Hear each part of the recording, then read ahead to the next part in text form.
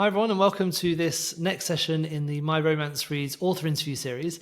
I'm really happy today to be joined by Paula Rogers, who is an author based in Austin in Texas. So thank you for joining me, Paula. Thank you so much. I'm happy to be here. Oh, great. I've been reading a lot about you. Your background's so impressive. You've been a writer and you've been doing all sorts of different writing for a long time, and you've even been BAFTA-nominated. So why don't you give us a bit of your background and tell me a bit about what led you into writing? Yes, I've been a writer my entire career. My very first job was writing at the NPR station in San Francisco. And this is my cat Birdie. He will be popping in and out of our interview. Anyone who has a cat knows he's like the weather. I can't control him. But so I started in public radio in San Francisco, where I lived for 13 years and where my novel Swiped is now set. And from there, just kind of was like, I love telling stories, but journalism isn't quite right, maybe fiction. I moved into book publishing in San Francisco and then into screenwriting. And I found myself writing for video games, which was an unexpected turn for me, but extremely rewarding. I loved interactive fiction. And then I was like, I had worked on a screenplay in grad school at UT Austin about 10 years ago that was Swiped. And it was just sitting in a drawer in like the classic screenplay fashion. And I was like, why don't I just turn this into prose, see what I can do with it? And that's how Swiped became a novel. That's interesting. So you already had the idea or the premise for Swiped before, and it's actually, you said it's been a play, and then you now wanted to turn that into a book. Was that a difficult process? It's been almost like 10 years that I've been noodling on this idea. It was a fully like finished screenplay that I had workshopped many times, over like the course of my 2 years in grad school. So when I was turning it into prose, I basically just went scene by scene in the screenplay and just translated it. I could copy paste the dialogue in and then just kind of fill in the prose and some more interiority on like my second or third draft. But the bones of the plot were done. So I think that is like a wonderful way to write a novel. I don't know if I will ever be lucky enough to have the time to do that again, to replicate that process, but Yeah. highly recommend it because it really makes things move. If you're writing a screenplay, you're not just like, someone's not just like sitting in a room pontificating for 5 pages, right? Like it really makes your characters active. Yeah, definitely. And the book itself, Swiped, it's set on the premises around dating apps, especially with her being she's quite a clever character. She's in a STEM career, she's a scientist. Are these based on stories that you knew in your life before? Yes. So, in many ways, the Swiped, my romance novel, is the product of like personal heartbreak. I had, like a lot of people, been on the apps for many years, just kind of lost in that churn, feeling like it was really like taking a toll on my like mental health. I was not enjoying that process at all. And the people that I talked to, men and women, friends, we're all feeling the same way. And so I was like, someone needs to write something about this. Because we're all just out here hating this. And this was like 10 years ago. I think like it's much more in the conversation now, especially like younger people are kind of waking up to like the reality that dating apps maybe don't work or don't have our best interests at heart. But it was like half of like my own like wanting to be vindicated, and then half of like, but I still believe in romance and I love romantic comedies and I always have. But can I make one that feels like it's actually set in the 2020s with this technology, right? Like, can I make one of those classic feel good rom-coms that you love, but that actually touches on our reality of dating, which is so driven by technology? Or like, has technology completely like killed modern romance? It was really kind of like a question to myself that I wanted to answer. Yeah.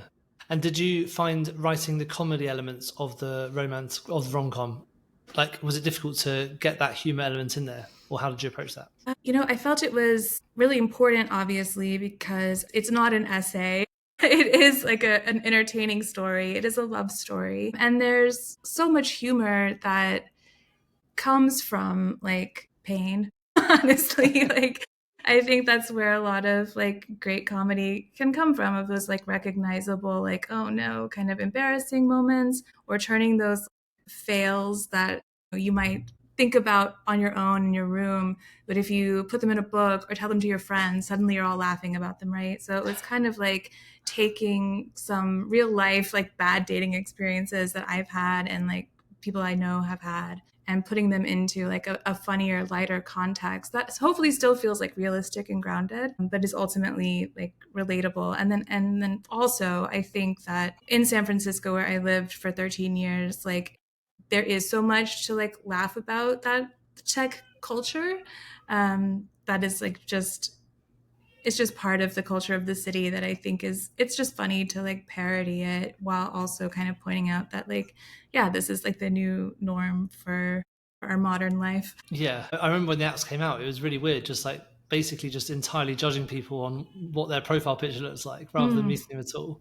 So it is a really interesting premise for a book. But when you came to actually write the book, did you have a particular style you wanted to emulate, or were there any particular tropes that you were trying to get into the book, or was it a case of just writing and see what happens? So I definitely was inspired by kind of the classic rom-coms, mostly film, because like I said, I started this in film school. So I was very driven by like When Harry Met Sally, Broadcast News, How to Lose a Guy in 10 Days, where it's like you have, it's kind of like an enemies to lovers, obviously, but also you have like a real kind of like social issue or question thematically that's driving the story, but also there's like that kind of higher concept, just like playfulness, like the bet, like the premise of Swiped is that Nat is the creator of this dating app. Her rival Rami challenges her, and so they get into this bet, very much like How to Lose a Guy in 10 Days, kind of classic setup where she's going to try and use her app for the first time to meet someone, and he has to meet someone the old-fashioned way, if that's even possible anymore.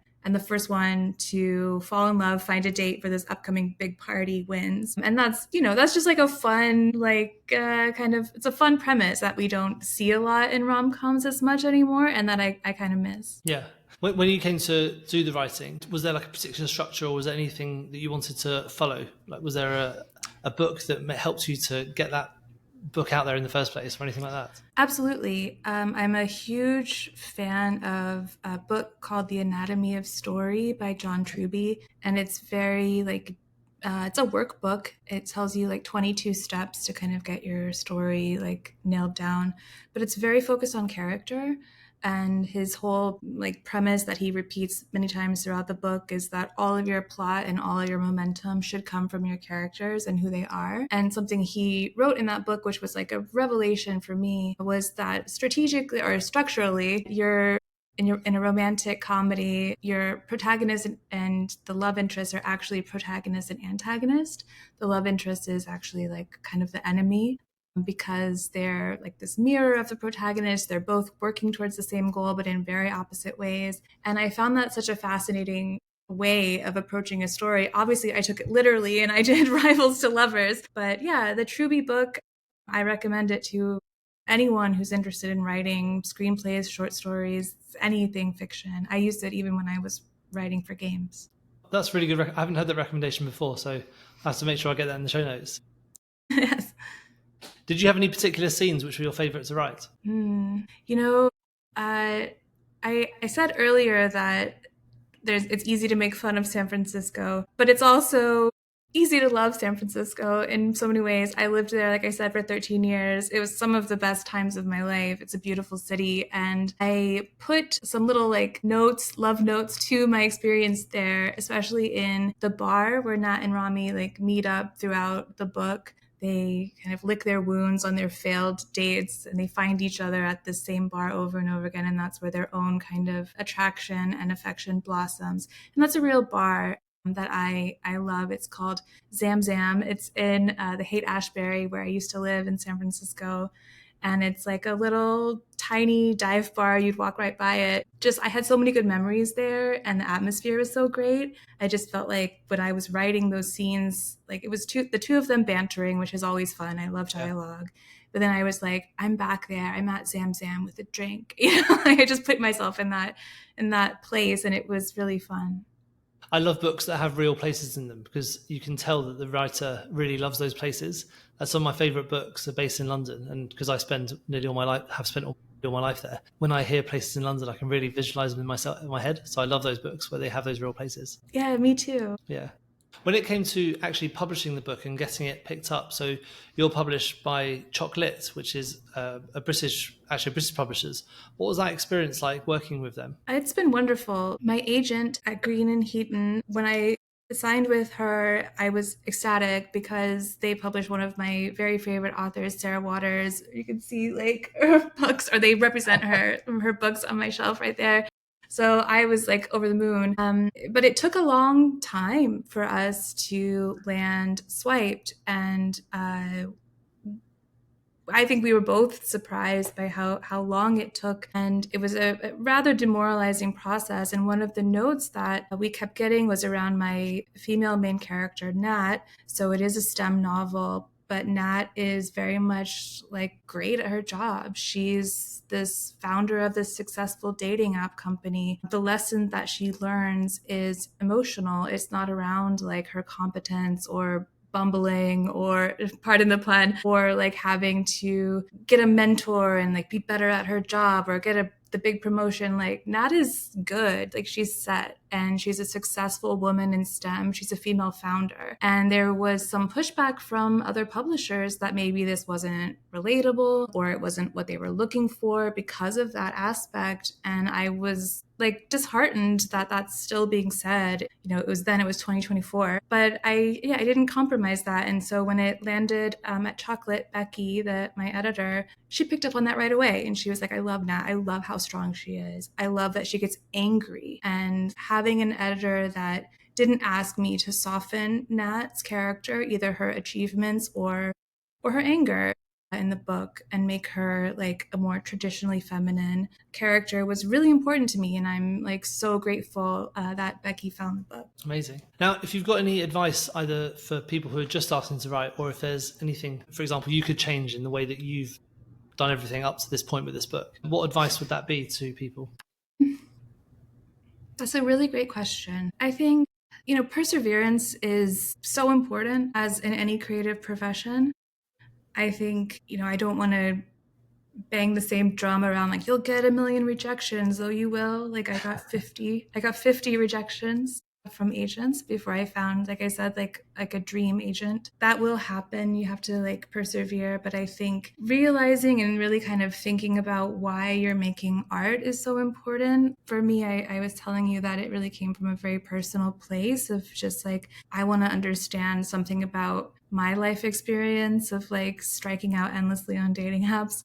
I want to understand something about my modern like world, about like this technology. And so that even, it sounds trite, but even if it doesn't succeed in the way that you want, like commercially, you've grown as a person for having made the thing. And I think that is really important for your own just growth and happiness as a person. But also, you can always, and I'm speaking directly from experience now, like when you're like, oh, no one's caring about my project, or as people are ignoring it, you can know that like, well, there will be people who, maybe a few people, but they will resonate with it deeply because of something, because you came to it from like a very authentic and emotional place. And I want to say part of this is based on Swiped has just come out, but I have been working for like 5 years on a web comic called Blind Data, blinddatacomic.com, where it's similar to Swiped in that it is about online dating.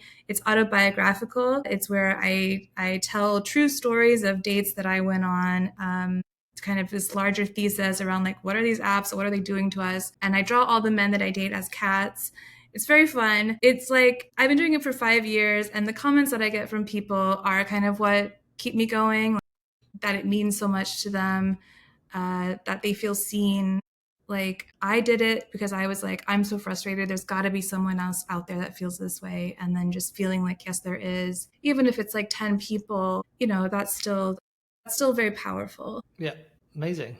And you've already written this book and it's live, and it's going really well as far as I can see. What's your plans with the next book?